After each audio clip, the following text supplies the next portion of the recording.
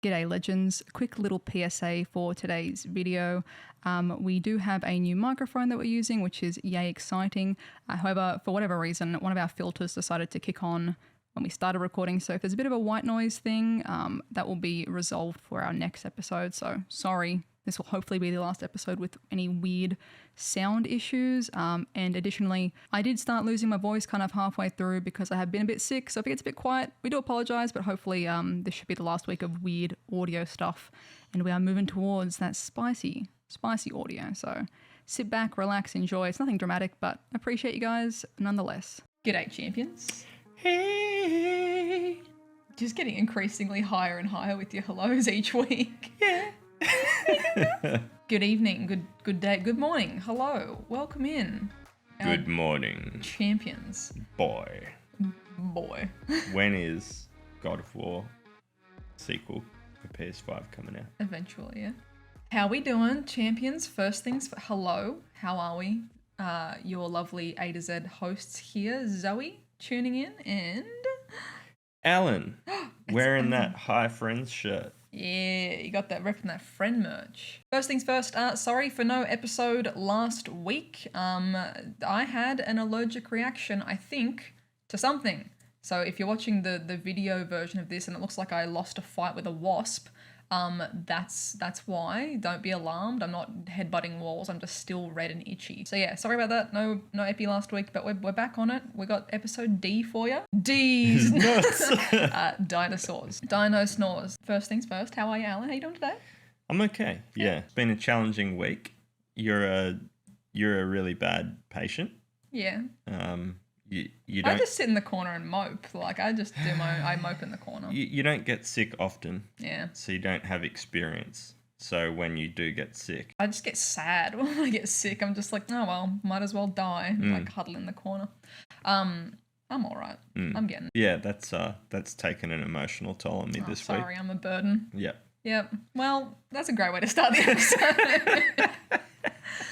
Okay, well, look. A joke. This is a joke. This week, also, second other thing, we've got a new microphone. Oh, do we sound any clearer in your ears? I'm probably going to have gross mouth sounds. Sorry for that. Like, no, don't do it. Don't actually. I'm cutting out the gross mouth sounds that just happened.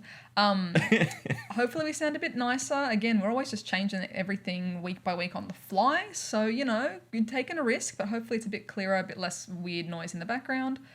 Let us know. We're going to continue continuous improvement, etc. But this week we're talking all things dinosaurs. PSA, we're also discussing things like megafauna, creatures that also existed around the time of dinosaurs.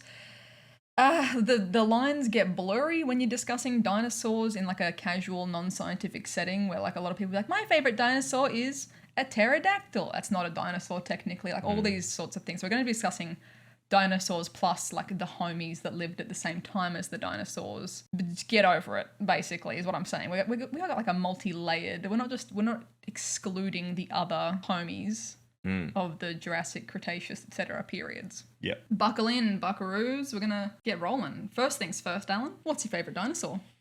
There's probably a gotcha thing now. No, you're fine. You're fine. Okay. Yeah.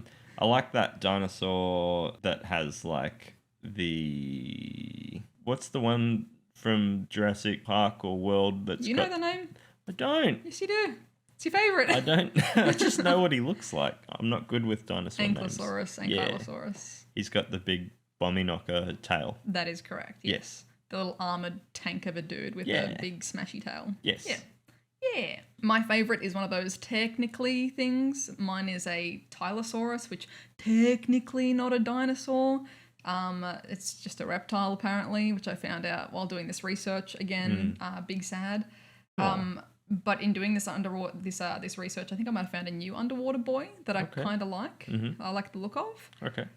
And I may have to do some more deep diving to find a favorite like terrestrial dinosaur then, because technically my choice has been invalidated. So ripperoni to me. But I think the Tylosaurus is cool. He's like underwater, big chompy schnoz, like lots of teeth, big snoot for booping people. But you hate crocodiles. I don't hate crocodiles. I just fear them in terms of like I would not 1v1 a crocodile. I respect the power that they assume. and would not want to be in the water with one. That's just like a common sense thing, not like a totally. hate thing. Yeah, I think crocodiles are cool. Okay. I just know that it would kill me. Yeah. Yeah. So yeah, for dinosaurs, basically, if you're in my category, if any of your favorite dinosaurs, or hi listeners, what's your favorite dinosaur? Say it out loud right now in the car or at your work desk or wherever you're listening. But sadly, if one of your favorite dinosaurs lived underwater or in the water, it's technically probably not a dinosaur. Unless your favorite is the Spinosaurus, because the Spinosaurus is pretty much the only one that is recognized as being semi-aquatic or like equally terrestrial and aquatic. It liked to eat fish. Scientists believe that it hunted, terrestrial and aquatic prey. And yeah, so kind of similar vibe to a modern day crocodile in terms of like can be on land, can be underwater. Okay. So you get the one free pass, Spinosaurus fans. I'm a bit jealous, but I guess we'll jump into like what are dinosaurs? When dinosaurs ruled the earth. They are dinosaurs are a diverse group of the clade. Great word. The clade Dinosauria. And these homies first appeared during the Triassic period, between approximately 243 and 233 million years ago. Give or take a couple million years in there. Just splitting hairs really. The exact timing and origin, of the evolution of dinosaurs is subject to current research. So, are you gonna make a joke?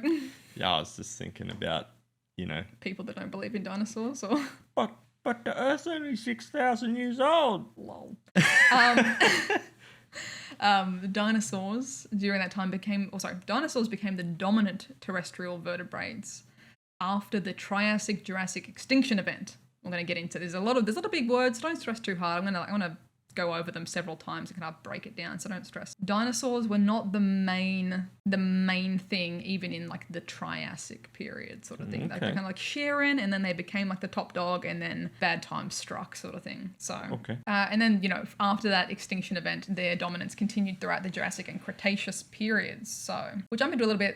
This is like a thing that I got stuck on in doing this research of like what makes something defined as a dinosaur. Like what makes a dinosaur a dinosaur? What makes something that's not a dinosaur not a dinosaur? Like why is my Ankylosaurus not considered in the group sort of thing? So the definition for what makes something defined as a dinosaur, it's pretty detailed, it's complicated, especially considering like the name, or if a Pokemon, if a dinosaur's name contains the saw, like Tylosaur, you kind of think of dinosaur, like why doesn't it line up? The saw is Greek for lizard. Okay. And not all saws are dinosaurs, sadly. This is some good old-fashioned, old-timey people finding bones, naming stuff. Big lizard, but it's later found out, oh no, that's not even related. Hashtag not all saurus. Yeah, not all saws. One way to kind of think of the classification for what's considered a dinosaur is the concept of the common ancestor.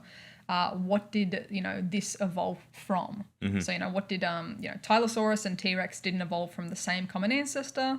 Therefore, T-Rex is a dinosaur, Tylosaurus isn't. So it's like finding these few common ancestors. Anything that falls within that, like we can trace that being related to, you get the tick of approval. Tylosaurus can be traced as its common ancestor is something different and not a dinosaur.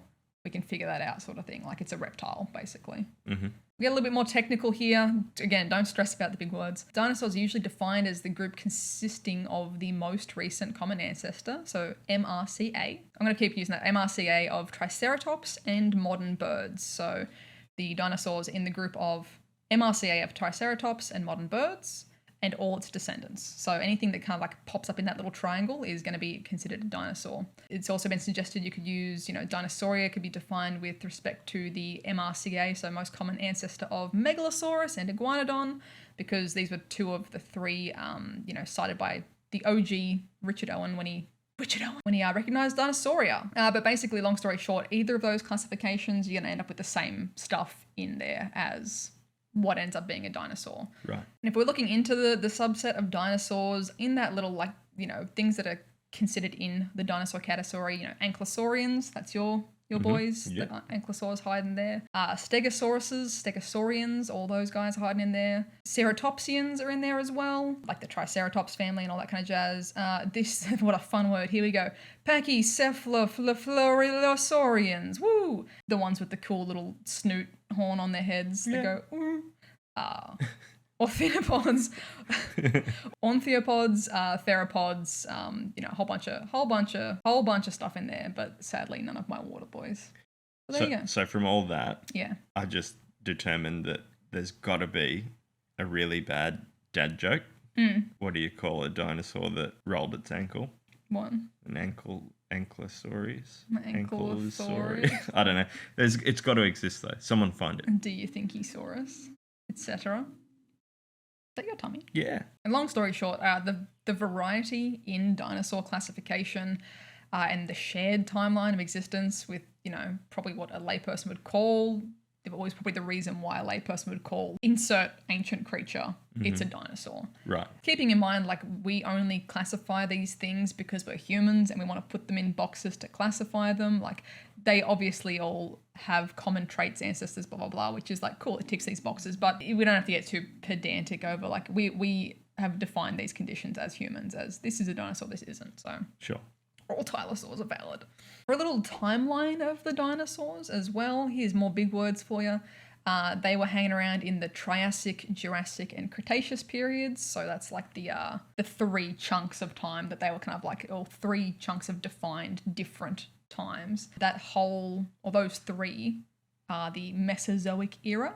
So under the Mesozoic era, we've got Triassic, Jurassic, Cretaceous, which is pretty much, big numbers, 248 million years ago to then ending 65 million years ago, which is a long time, a long-ass time, and, kind of like the last dinosaurs were 65 million years ago. And we humans, we exist in the Cenozoic Era, which is what happened after Mesozoic. So pretty much, our era, or, Cenozoic era started when the dinosaurs stopped. Okay. So the dinosaurs were around for those 3 periods, and technically, there are still dinosaurs around today. Gasp. Nani? We'll get into that as we go. I don't want to do spoilers, but we'll get into that as we go. Okay. There's still some real life dinosaurs. Really? Still hanging around? Yes. Facts. Confirmed. Yeah, so dinosaurs were around for those 3 periods. Technically, we've got some today. And as I said before as well, they were like most dominant after the Triassic-Jurassic extinction event. So that kind of means that in the Triassic period, dinosaurs weren't the dominant thing. There was other things happening.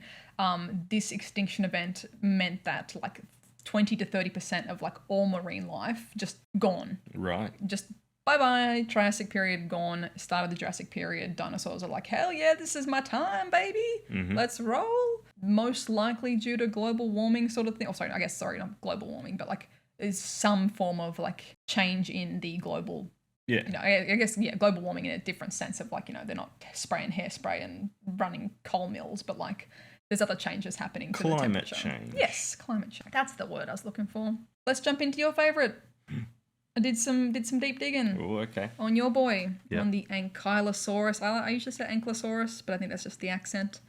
Again, if I say any of these names wrong, you have no right to sass me if you say aluminium as aluminum, so get over it.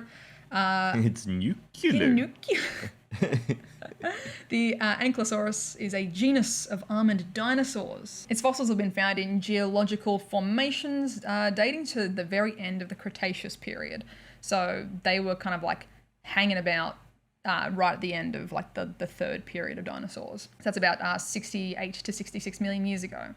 So I mean, there may have been ones found earlier, but the ones that I could find were like these guys were hanging around right at the end. So probably some of the last dinosaurs or last different species of dinosaurs potentially, which is pretty interesting. Yeah. They've been found mostly as well in North America. It's known as one of the last non-avian dinosaurs. Its name as well, or its genus name, means fused lizard, and the specific add-on for its name is great belly. So it's a fused lizard with a great belly.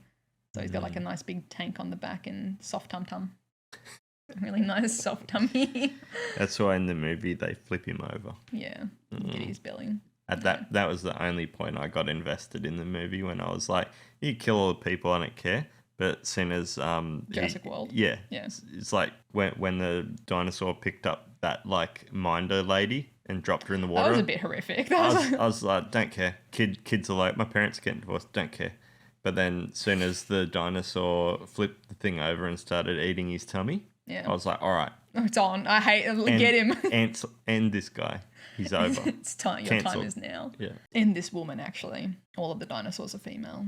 Yes, that is correct. Yes. Or at least all the dinosaurs in Jurassic Park and World are Yeah. Strong female characters. Love to see it. So a handful of Ankylosaurus specimens have been excavated to date, but a complete skeleton has not been discovered. Aww. No full skeleton, but I mean, that's generally pretty hard in any archaeology, paleontology.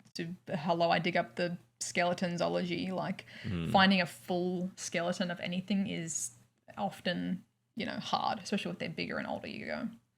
They're thought to be fairly slow, shuffling and meandering about, but could probably, move fast if needed, or if it was like, oh boy, get out of here. Sounds like me. Otherwise, they're just kind of chilling.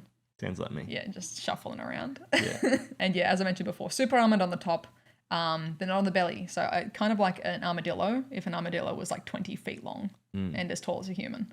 Nice. So yeah, pretty cute dudes. I like them. I feel like Ankylosaurus is like, you can't go wrong with that as a classic choice. So high five to the Ankylosaurus fans out there. I think it's a pretty cool one.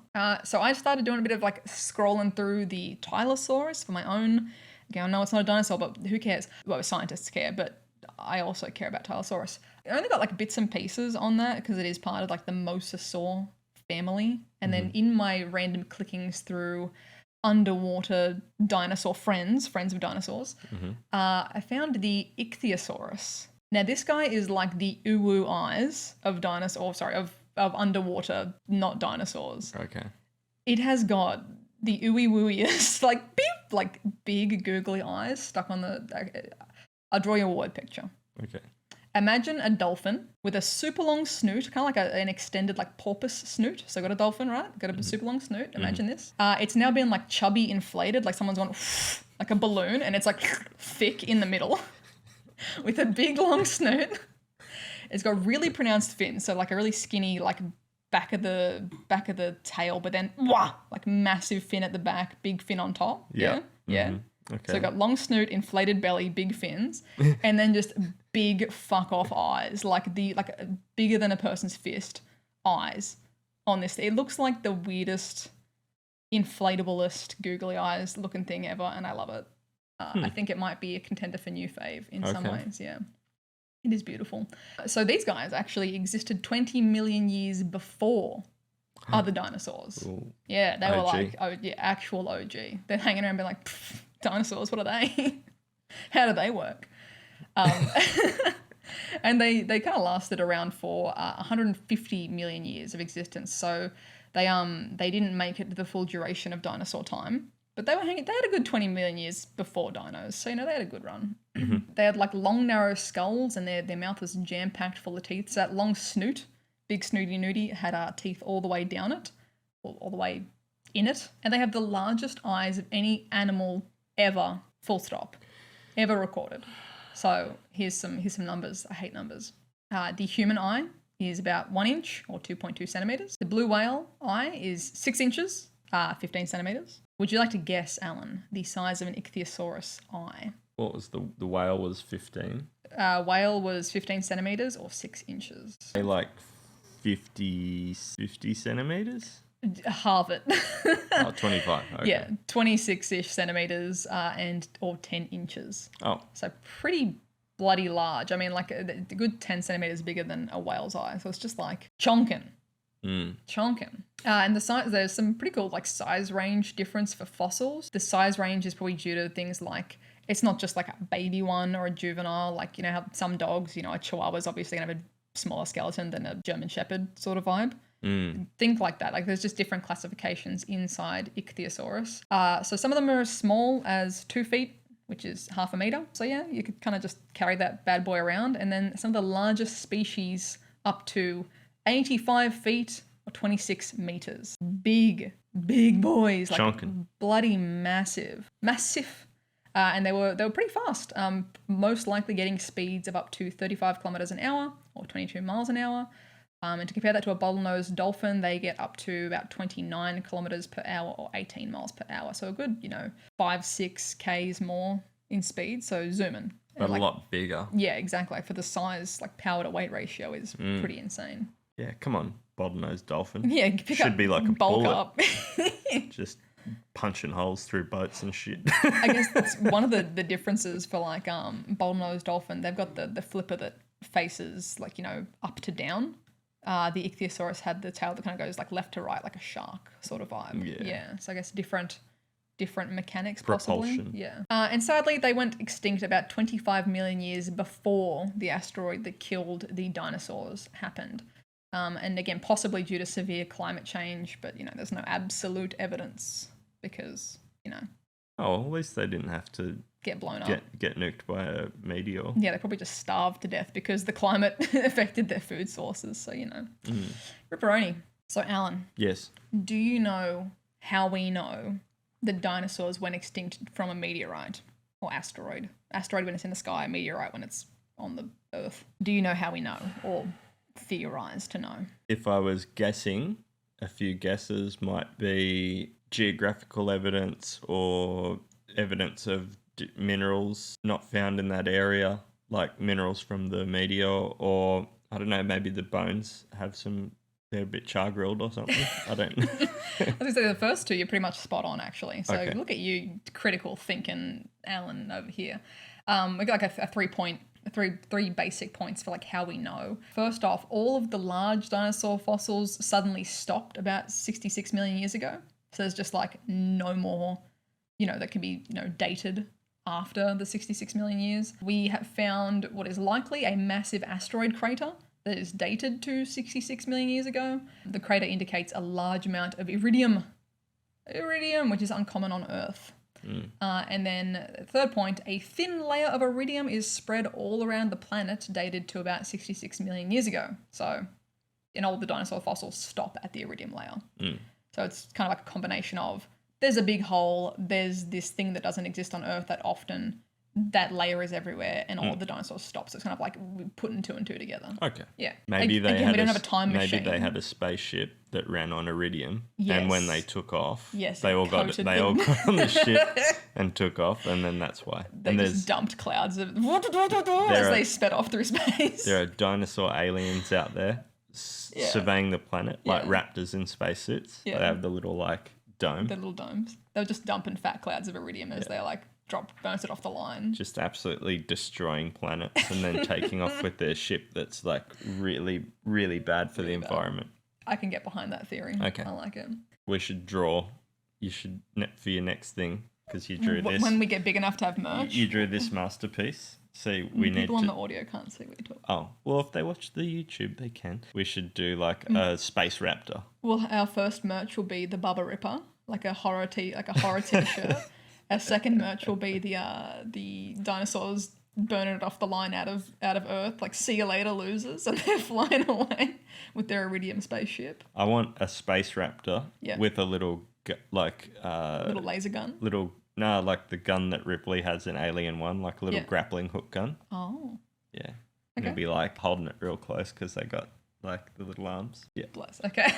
Sorry. Concept. That little arms thing actually came up when in my research. Okay. Of things Jurassic Park got wrong sort of vibe. But oh God, the way that you held your hands was arms. No, like the thing being a lot of times the dinosaurs are drawn or shown with their hands down at their hips, elbows down of floppy, down at the waist sort of thing, where they would most likely be they're holding a footy ball up to their chest, they're going to throw a basketball. It's still elbows bent, but hey, I got my hands up near my chest. Yeah.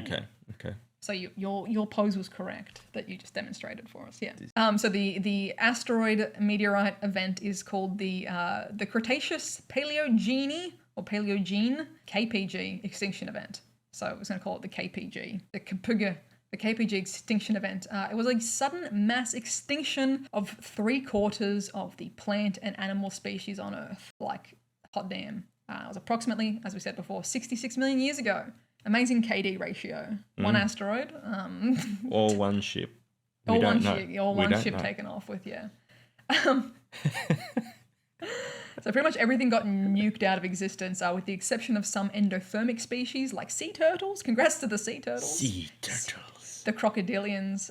But basically no tetrapods weighing more than 25 kilos, which is 55 pounds, survived. Aww. So literally, unless you were a child or severely underweight, but nothing. It's just a bad time for all the tetrapods. So why do they think sea turtles survive? Would it be it caused a a tsunami or something, but they're light enough to just kind of go with the flow instead of getting dropped? I'll go into kind of like what the effects likely were of the asteroid, but probably it's more of the fact of like the smaller creatures, because they need less food to survive, sort of things. Like so a lot of like small mammals and rodent-y type things were like, you know, you don't need as much fuel to live. Like a T-Rex needs hundreds of kilos of food, or like an Ankylosaurus or Stegosaurus needs hundreds of kilos of vegetation. Whereas like a mouse is like, yes, baked beans, thank you. Like a small couple of leaves, very good. And they can still survive on limited resources, sort of thing, as opposed to bigger creature needs more fuel, can't get that fuel, will die, like starve out. There's a lot of different, like it's multi-layered, because it's just like the asteroid hit one side of the Earth, but like 3/4, did I say 3/4? Three-quarters gets wiped out. So there's like on cascading effects. Right. So the KPG event marked the end of the Cretaceous period and also the end of the Mesozoic Era. So that whole era of the three dinosaur ages, Cretaceous was the last one. The asteroid's like, bye-bye, that's the be-doo-doo-doo, like full stop to that era. We're going into a new era, which is the Cenozoic era, which is what we're in today. Okay. So we're still Cenozoic homies. In the geological record, the KPG event is marked by a thin layer, as I said before, of sediment called the KPG boundary. It can be found throughout the world in marine and terrestrial rocks, and it's a boundary clay that shows unusually high levels of metal iridium, which is common in asteroids and not as common in the Earth's crust. So as we said before, that thin layer of iridium is like you can literally see, like, oh, there it is, the boundary line if we're digging down. Okay. Yeah. So the theory, as well as originally proposed in 1980 by a team of scientists led by Luis Alvarez and his son Walter, is now generally thought that the KPG extinction was caused by the impact of a massive comet or asteroid, which would have been 10 to 15 kilometers wide. So that is about 9 or 6 to 9 miles wide for the Freedom Unit people. And that would have happened, as we said, 66 million years ago, which would have, devastated the global environment mainly through lingering impact winter, which halted photosynthesis and plants and plankton. So basically, long story short, big-ass asteroid hits the ground. Now a meteorite, because it's touched the ground, causes a cascade of effects that wipes out 75% of life on Earth. Not just the dinosaurs. Okay. Just a big KO. Well, this Alvarez theory was, bolstered by the discovery of a 180 kilometer wide or 112 mile wide Chicxulub crater in the Gulf of Mexico in Yucatan Peninsula in the early 1990s. So they found like a literal, like, oh, this big ass lake, maybe that's a big old asteroid crater. Additional like evidence for that is that the KPG boundary clay is found in the debris in that crater as well. Plus the crater's dated to 66 million years ago, so it's kind of like 1 + 1 equals bye dinosaurs. Yeah. So that explains I guess a big ass 15 kilometer wide asteroid hitting the Earth kind of explains why things would die in a close radius to that. Like you just literally dropped a bomb, like punching into this side of the Earth, but dinosaurs all over the planet died. So how and why? Got to consider the backsplash basically. So this like meteor comes in like a cannonball into a swimming pool, plows into the Earth, and then so much material from the Earth is splashed upwards that it creates this massive cloud forming in the atmosphere and all around it. So it would have, the impact would have immediately created earthquakes, tsunamis, a global firestorm, which would have pretty much killed any unsheltered animals and started wildfires. The longer term consequences would be, sulfate aerosols released from the rocks on the impact, good bit of acid rain happening, ocean acidification as well. So now we've got liquid acid rain, acid ocean, soot aerosols in the atmosphere as well, spreading around the Earth over months and years. So this is like months and years and years and years of like this big old sooty cloud messing with the atmosphere. It would have cooled the surface of the Earth because it would be like reflecting thermal radiation. Basically, the sun isn't able to heat the Earth, so it's like bye sun.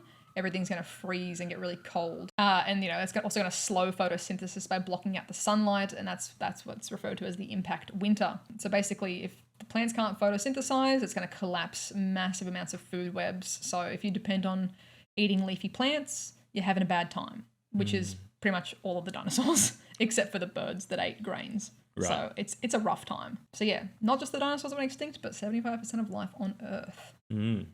Pour one out for our dinosaur homies and their cousins.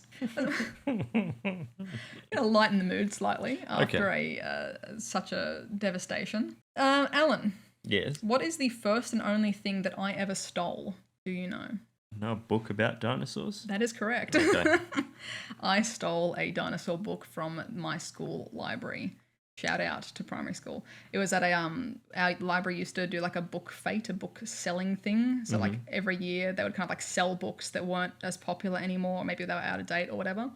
And someone had put like this bunch of dinosaur books on the table. And then I was like, I would like to buy these books, please, for like $1 or whatever it was. And they were like, these aren't for sale. And I was like, oh, they were on the table. And they were like, well, they're not for sale. And then I just was like, okay. And I walked to the back of the library and then walked out of the library with the 2 books because F the rules. Fuck the system. I still have those books somewhere in this house. Paid the iron price. Yeah, man. Well, they were on the table and she just decided to change her mind about whether or not they were for sale or not, you know? No. And I never stole again, but I feel like that was... Did you get caught? No.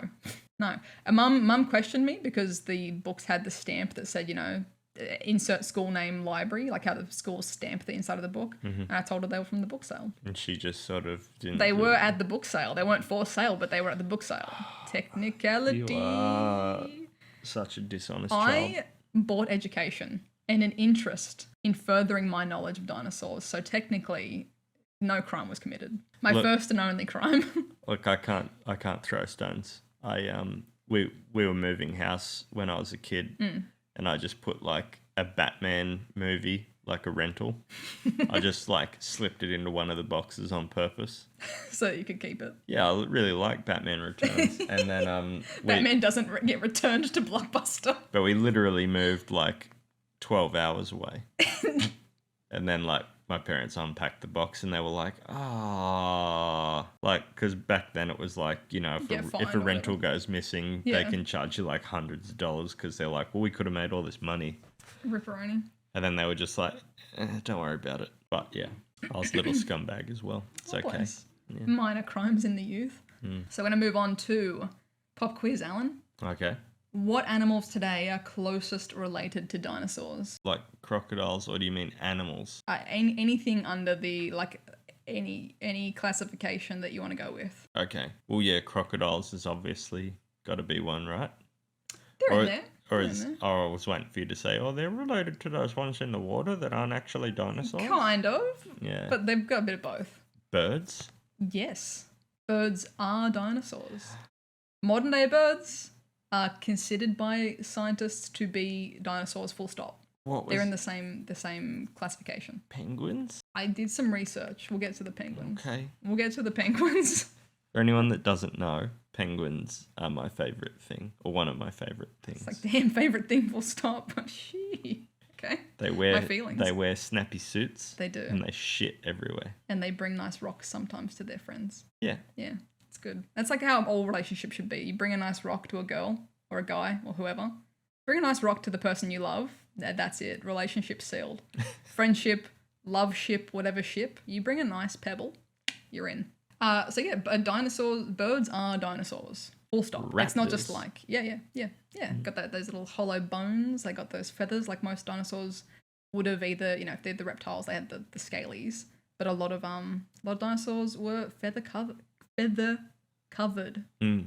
say that a bird isn't a dinosaur is kind of like saying that humans descended from mammals but aren't mammals.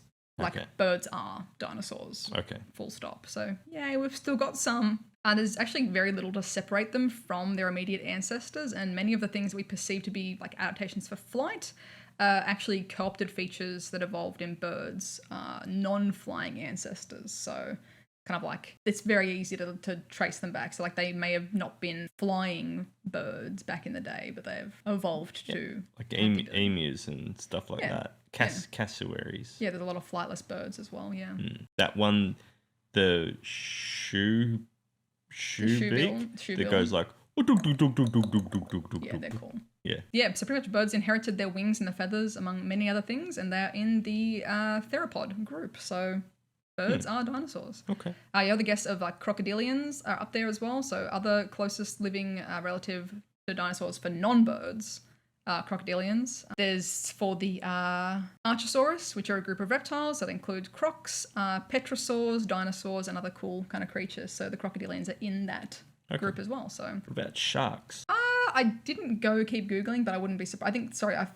I kind of went on a bit of a side tangent for sharks, and they were related to the Megalodon, which existed a lot closer to humans, but I didn't go any further back than Megalodon for what they were connected to. Okay. Turtles, another one that was pretty closely tied into. So they're related to the Archelon that went extinct. Oh, sorry, it is an extinct marine turtle from the late Cretaceous. So that was like right at the end of the 3 dinosaur periods. So late Cretaceous, and it's the largest turtle to ever have been documented. The biggest specimen measuring 460 centimeters, or if we're going for height, 15 feet from head to tail.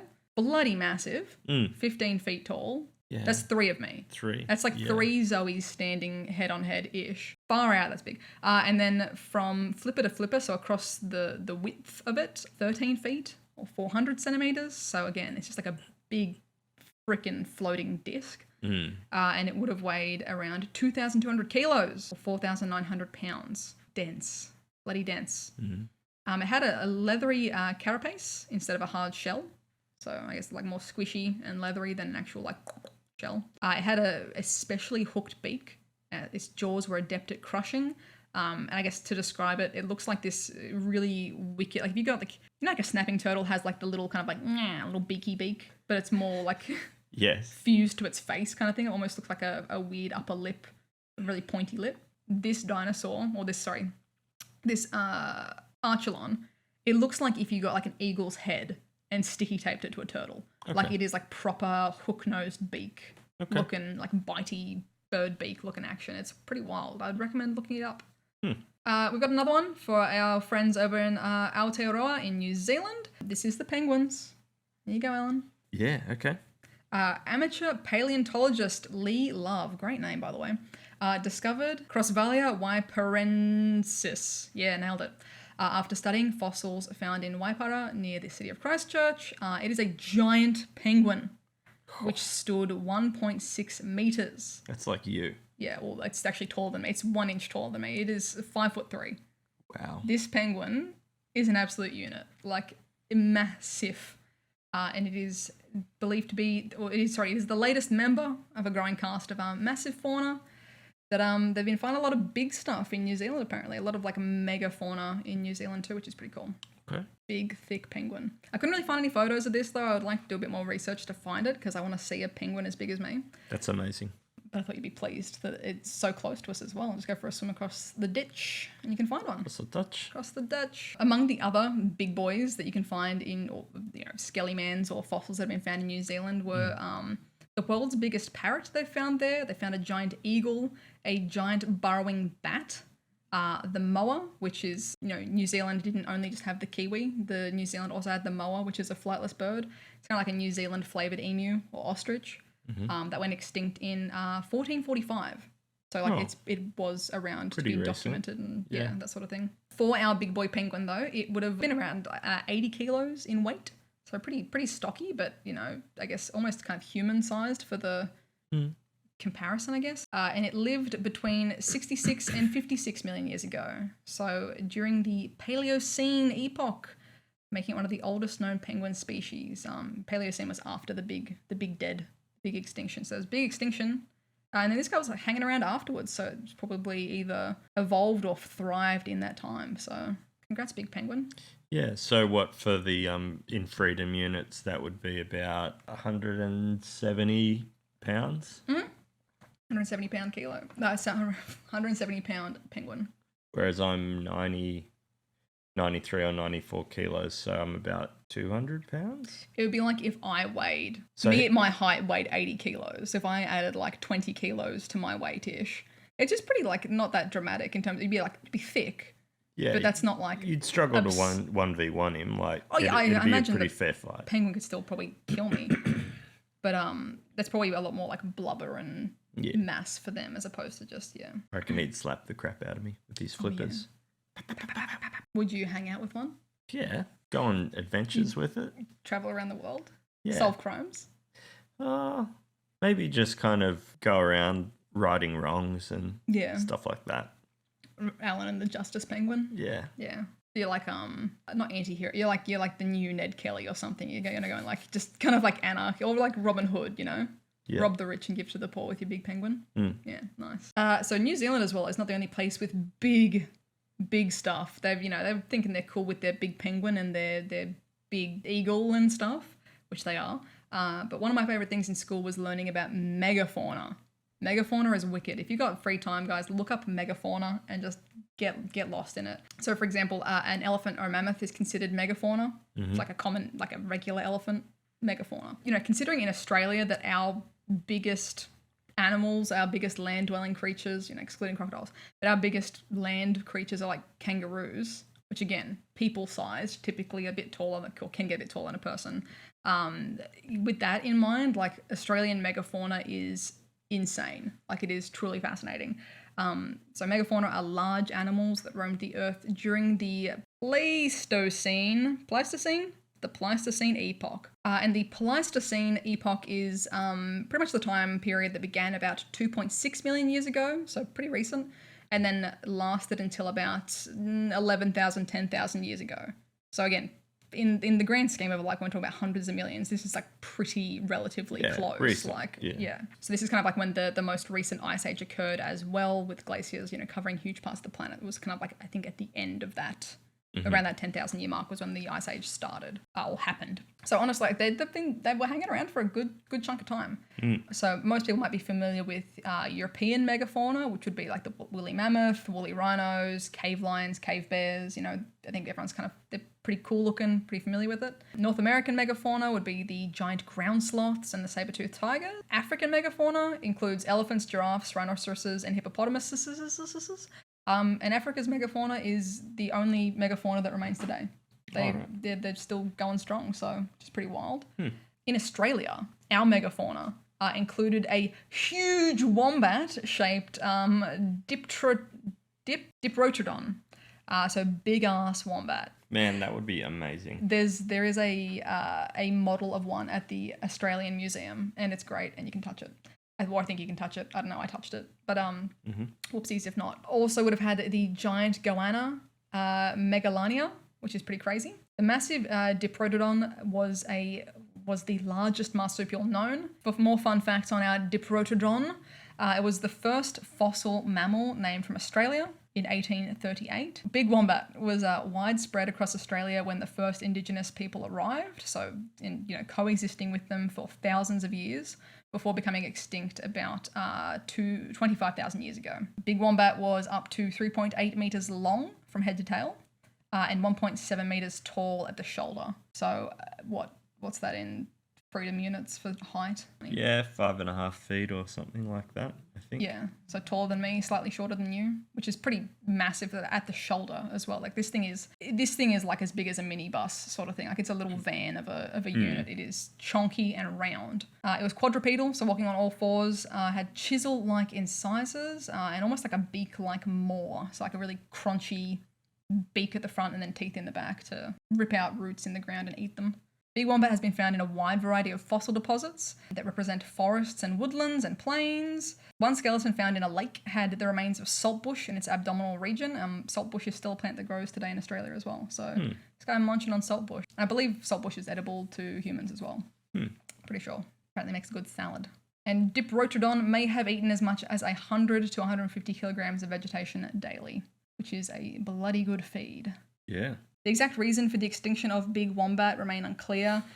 They seem to have coexisted with Indigenous Australians for over 20,000 years. There's a model refers to as the Blitzkrieg model, which is defined as extinction upon the arrival of humans. So like a lot of things where like humans show up and just kill the shit out of the mammoths, and it's like, the Blitzkrieg model, the humans arrived and ruined everything. That doesn't really hold up for Diprotodon because they've got evidence that they lived, together. Human activity may have affected it in some way, either through habitat change, for fire stick farming, potentially burning food resources, or perhaps via a slow decrease in the numbers through selective hunting of juveniles, possibly, as Indigenous Australians didn't have big game weapons. It would have been probably more advantageous to not target adult big wombat. Climate change may have also been another significant factor because that was changing so much. And during the Pleistocene era as well, Australia was experiencing droughts that were far worse than today's droughts. And,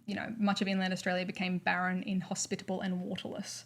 So that's probably another major contributing factor. At a guess, as a layperson, I would probably also say, considering how harmoniously, Indigenous Australians work with their environment, I really doubt they would have been farmed to extinction, just because I guess what we know of hunting and culture methods is you leave things there. You leave some for the bush. You take some for you leave some for the bush. And they migratory habits of letting, certain areas repopulate or replenish. Yeah, yeah. So it's probably a combination of factors, but yeah, they did go extinct. Hot tip for anyone listening as well, the Australian Museum website has a bunch of free information and fact sheets and photos of the fossils, interactive 3D models and stuff. So if you want to check it out, Australian Museum website, definitely recommend.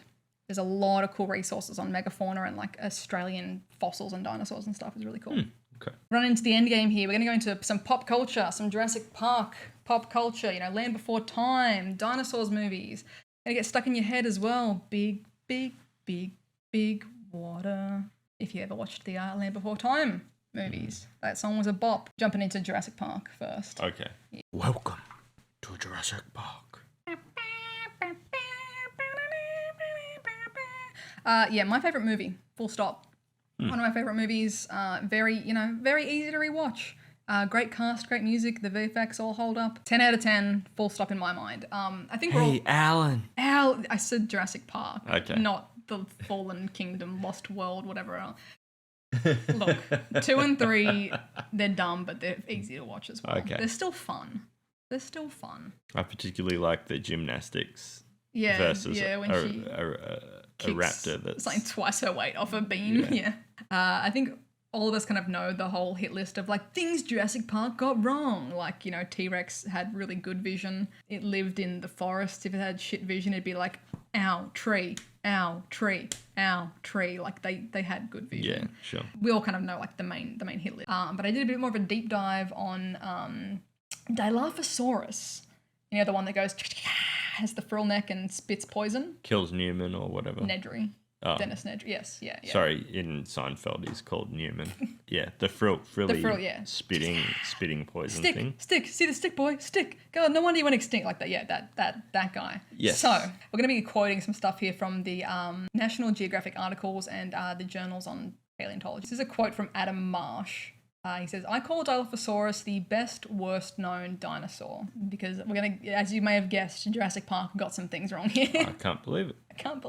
So Adam Marsh is a paleontologist at the Petrified Forest National Park in Arizona, which sounds by itself pretty cool. Okay. He did a comprehensive re-description of the species and published that in the Journal of Paleontology. So despite the Dilophosaurus being discovered 80 years ago, the species has remained poorly understood. A Navajo man named Jesse Williams found the first Dilophosaurus in 1940 on Navajo Nation land near Tuba City in Arizona. In 1942, Williams showed the fossils to paleontologists at the University of California, including Samuel Wells, who named it as a new species in 1954. Now, there's a whole bunch of new analysis that's been done. It shows 2 previously unstudied fossil specimens from Arizona, kind of putting together, the first clear picture of what Dilophosaurus kind of looked like in real life. And it was not a small dinosaur. It was not a small dinosaur that relied on gimmicks like venom and a frill neck to subdue its prey. Dilophosaurus was a powerful predator and one of the largest land animals in North America when it lived. And that would have been around the early Jurassic period. One of the reasons there was so much confusion about Dilophosaurus is because, I quote here, the team that reconstructed the dinosaur for display used plaster versions of bones to fill in missing fossils. The resulting dinosaur was intentionally made to look like a different saurus, which he quotes here as an Allosaurus. Because it was going on a wall mount and they wanted to make it look complete. Okay. So people basically stuck random shit together and were like, yeah, Dilophosaurus, there you go. But it wasn't accurate. Okay. The trouble is that if the 1954 study, the additional research that Wells published in 1984 didn't make clear which bones were actual fossils and which were the plaster parts. So they had to kind of take it all apart and start from scratch sort of vibe. Mm-hmm. To set the record straight, Marsh spent 7 years studying each of the 3 most complete Dilophosaurus skeletons, which are owned by the Navajo Nation and housed at UC Berkeley. I had to Google what the hell UC Berkeley was. It's the University of California in Berkeley. He also examined 2 unstudied specimens found on Navajo land 2 decades ago, found by the University of Texas. And pretty much, long story short, the bones show that Dilophosaurus had strong jaws equipped with powerful muscles. Would you like to guess how long Dilophosaurus was? As shown in Jurassic Park, it's like, people-sized-ish, shorter than, it goes jazz hands and spews poison. Would you like to guess how long real Dilophosaurus was? 20-something feet.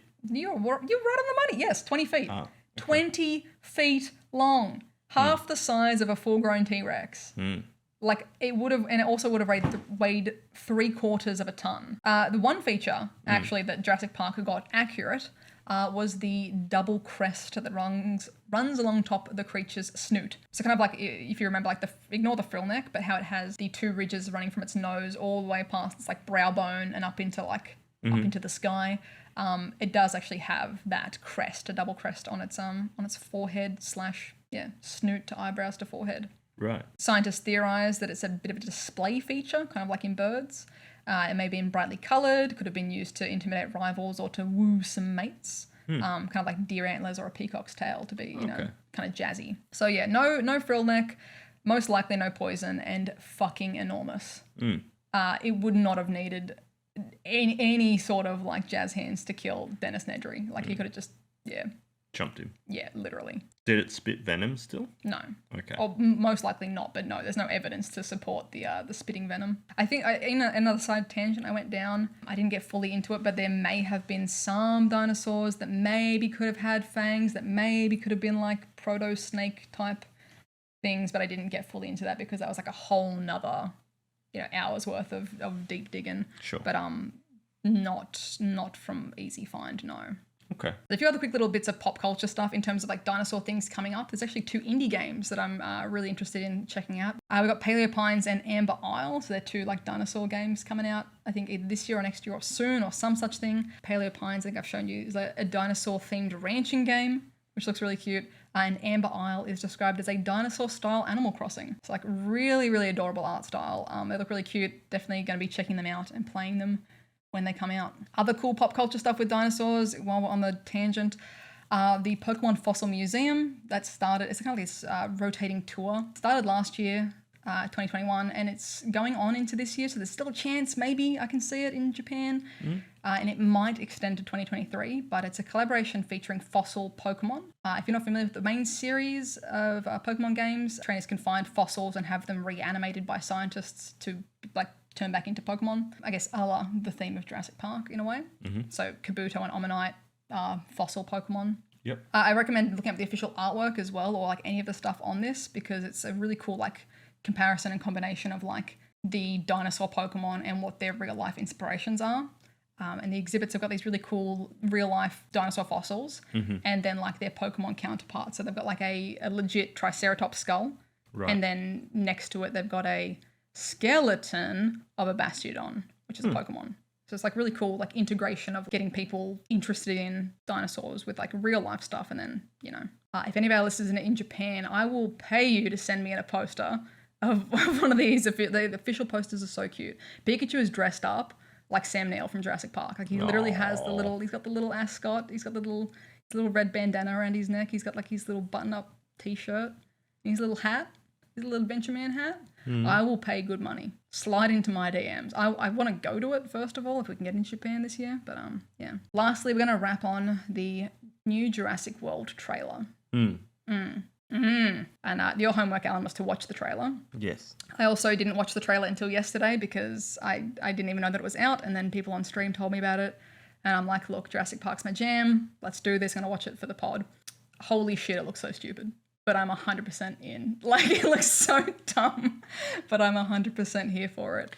I kind of called what they were going to do with the series because I was like, they can't just keep doing parks. Yes. So they're I said, after the first one, Yeah. I was like, oh, I thought the second one was going to be dinosaurs will take over the world. Yeah. Well, that's And, what like, this Yeah, and then they got there and this is the third one or Yeah. whatever. But So yeah, like plot summary by the looks of it from the trailer. Yeah, dinosaurs be out and about in the wild. So it's kind of like the end of the last 20 minutes of Jurassic Park 2, The Lost World, with like the T-Rexes wrecking shop around San Diego. Except it looks like a gritty war drama, and like dinosaurs are messing up humans' lives and stuff, and life found a way. yeah, like is it I don't know what the going to be goal kind of a is. climate change, like there's a big cooling event happening, or was there just some scenes when they were in a snowy climate? I don't know. I genuinely don't know what the plot is. If the plot, like, there's one line of dialogue from Super Mario Rat where he's like, hey, we can't let them get her because if they get her, we'll never see her again. Don't know if they're referring to the little clone girl because that little girl's a clone, or if they're referring to the dinosaur, like Blue. I assumed it was the dinosaur. Well, but why are they running? Like, they've essentially maybe kidnapped this child also, I guess, because they're running with the child. But like, I don't know if the plot is keep child/dinosaur safe from government. I don't know what the overarching plot is, if it's just like tough luck. Like, are we trying to eliminate dinosaurs? Are we trying to coexist with them? I really don't know what the plot is. I won't deny that I squawked when Laura Dern appeared in the trailer. I was like, ah! yeah. You know, the OGs are back. So Laura Dern, Sam Neill, and Jeff Goldblum. They're all making a comeback for this. I don't know how much they're going to be in it. I hope it's a lot because... 5 minutes. Yeah, probably. Though there was the scene where in the trailer when they're both like, don't move. Oh, yeah, they're like, the whole squad's together. Hey, yeah, true, yeah. So I wonder... Okay, I'm calling it now. Here's my prediction. In the trailer, there's a scene where new Jurassic Park or Jurassic World cast plus Jurassic Park cast, they're standing in front of a car and it appears like a T-Rex is approaching. And yeah, Sam Neill says, don't move. They like, both say, Chris Pratt and Sam Neill both say it. They both say don't move. I'm calling it right now. They're going to say don't move. And then one other cast member is going to say, you know, they have excellent vision, right? Well, actually, yeah. But they'll right the wrong, because that's been like the biggest thing that Jurassic Park got wrong is like T-Rex has good vision. This is my bet. Another cast member is going to go, you know, T-Rex has excellent vision, right? Oh shit! In the car, like chase scene ensues. Maybe. That's what I'm calling it. I saw a dinosaur with feathers. Yeah, they got the feather. Yeah, that's what I mean. Like, I think they're gonna right the wrong of. They're gonna go, don't move, as though they're like still writing that false narrative, and then one of them's gonna be like, it can see us, you know, and then oh no, we're gonna run away from the dinosaur. Right. So they're gonna like correct the falsehood of the vision thing. That's my guess. Okay. That's my bet. Otherwise, I think it's going to be balls to the wall stupid, but I'm here for it. Like, I'm so here for it. It can't be any stupider than gymnastics. Than a haunted mansion dinosaur auction. Yeah, true. The billionaire's haunted dinosaur auction where the dinosaur looks to camera and winks and smiles at the audience and says, I'm not actually tranquilized, and then goes on a murder spree. True. Yeah. I'm here for it. You know, I've signed over my cerebellum to the gods of if you movie accepted creation. that, you can accept this. Exactly. New It's one of those things where you direction. just switch your brain off and have a good time. Yeah. Like Jurassic Park holds up, is wonderful. You can have your brain on and it's still great. Jurassic World is just like literally turn off all higher function and just experience like emotions or something. Experience the roller coaster. Whee. Yeah. Here's a soft. Don't think about it. Here's a soft reboot with lots of nostalgia for you. Yeah. Okay.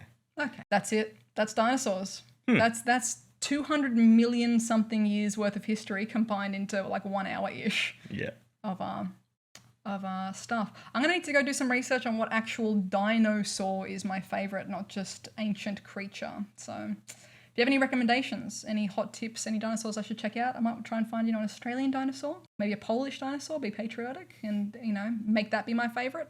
Or if you think there's one that you think I might like to check out, let me know. I'll go check out the dino.